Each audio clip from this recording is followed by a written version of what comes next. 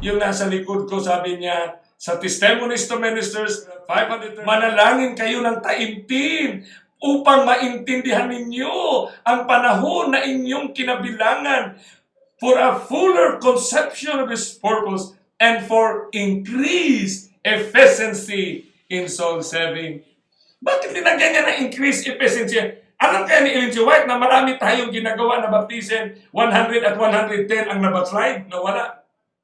Wala ng efficiency. Kasi ano na lang, kung ano-ano na lang ginagawa para lang to increase the numbers. Kapatid.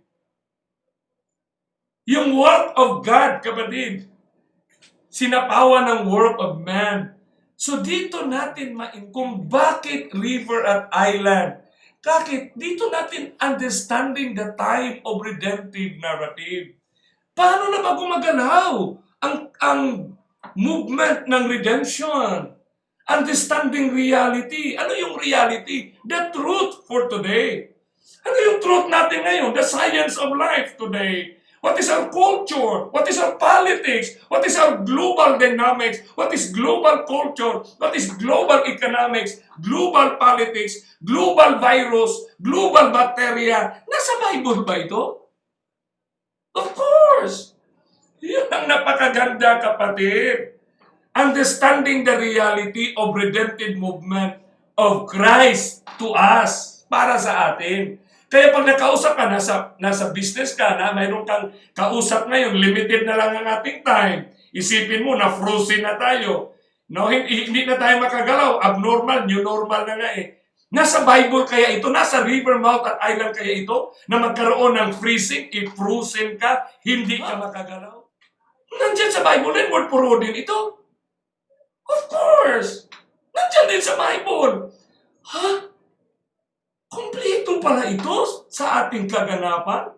Kaya nga, the most important word in understanding reality, ang pinaka-importanting salita para maintindihan natin yung movement ng story of redemption and understanding reality, understanding truth of Christ, understanding the Word of God, understanding the truth of God. Kaya hindi na tayo magdebate kung anong mga relihiyon natin. The reality, my friend. Hindi na tayo magdebate. Ha? Bakit? Kasi yung movement ay ito na. Makikita. So pag naintindihan natin yung movement of the story of redemption, gaya ng ilog, mayroong pinanggalingan, mayroong pupuntahan. May inikutan siya. Kaya kung gusto mong malaman sa unang na yung landscape, yung forma ng lupa ng isang bayan, puntahan mo lang ng river, malalaman mo na. Kaya understanding movement and reality would lead us, pag naintindihan natin yung movement ng ating realidad, maghatid yan sa atin to make right decision for the right action in time. Gawa tayo ng tamang desisyon at tamang aksyon sa tamang panahon.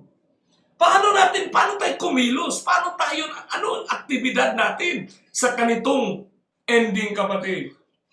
To decipher issues and provide sensible statements right in time and on time.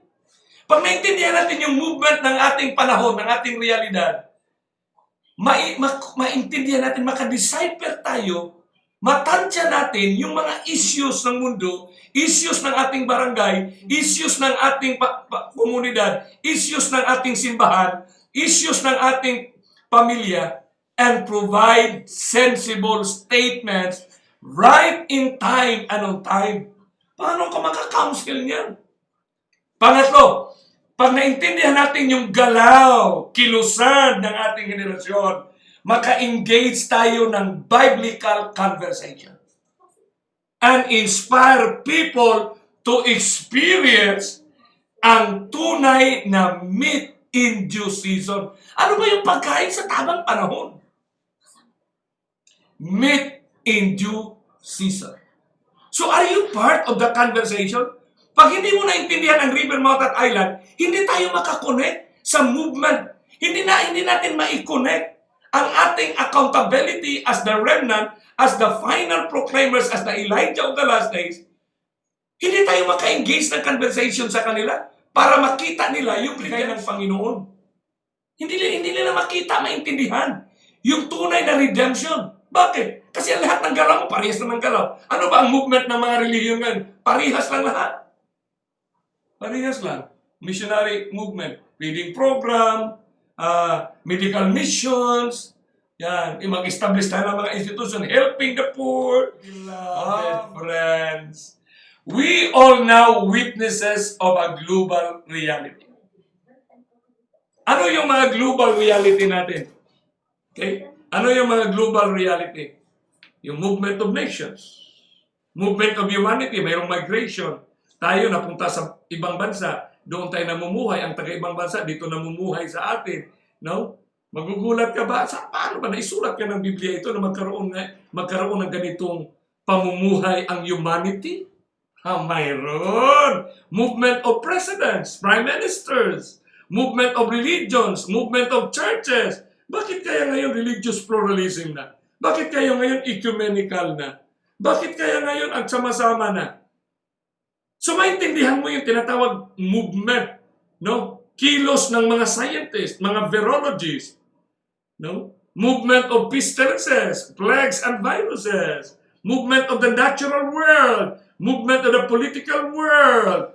Bakit may itong movement of calamities, mga man-made and natural calamities? So dito natin makikita, kapatid, yung napakagandang salita ng Diyos, the saving word of God. So ang tanong, are all these global movements written in the book called the Bible? The answer is yes. What are the implications of each movement? Ano kaya mga implication ng bawat kilos galaw na ito? Bawat kilusan. So powerful in relation to the story of redemption. May mga kilusan kaya na makadungis ng aking bilang naghahanda sa pagsalubong? O makadungis sa aking bilang naghihintay? Kasi dalawang klase lang ang mga anak ng Diyos. Naghihintay at saka yung naghahanda. Yun naman ang parable of the 10 virgins, di ba? Nang tanong natin, what is this prevailing reality? Ano kaya itong mga nangingibabaw na realidad in relation sa salita ng Diyos? Ano kaya mensahe na dapat nating maintindihan ngayon? Kayo na nasa online, bakit kailangan yung i-share? Kaya ako, nagpapasalamat sa Time Magazine. Ngayon, hindi naman natin pwede ipagkailan na yan ang katotohanan. The New Roman Time Magazine. Pagbasahin mo yan, dito mo maintindihan na yung akdang panahon na babalik. Buenos días, hermanos, hermanas, hermanos. Friends.